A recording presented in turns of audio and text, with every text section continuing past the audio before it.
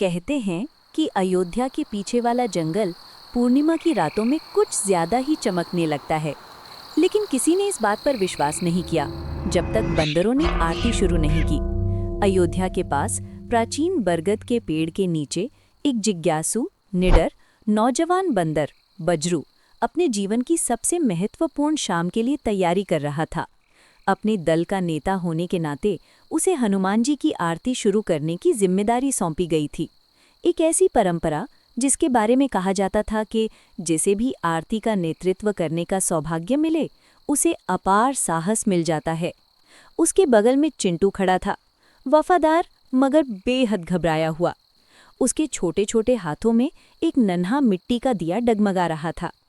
पीछे दर्जनों बंदर जमा थे, पूंछें मुड़ी हुई, आंखों में दियों की रोशनी झिलमिला रही थी। शंख की ध्वनि गूंजी और पूरा जंगल जैसे थम गया। बजरू आगे बढ़ा। जैसे ही उसने आरती की थाली उठाई, एक गरम सुखद हवा का झोंका उठा, मानो स्वयं हनुमान जी आकर उन्हें आशीर्वाद दे रहे हों। लौ और ऊंची उठने लगी, बजरू की हर हरकत के साथ लय में नाचती हुई। चिंटू भी शामिल हुआ। धीरे धीरे उसका विश्वास बढ़ता गया और कुछ ही पलों में पूरा दल एक सुर में गाने लगा। उनकी आवाजें जंगल में गूंज उठीं।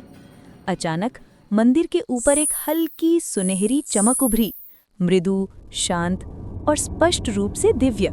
सभी बंदर ठिठक गए, फिर और गहरे झुककर प्रणाम किया, आश्चर्य से भरे हुए।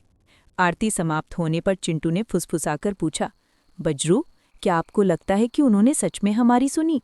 बजरू मुस्कुराया। उन्होंने सिर्फ सुना नहीं, वो यहीं थे। और उस रात जंगल थोड़ा और उजला हो गया।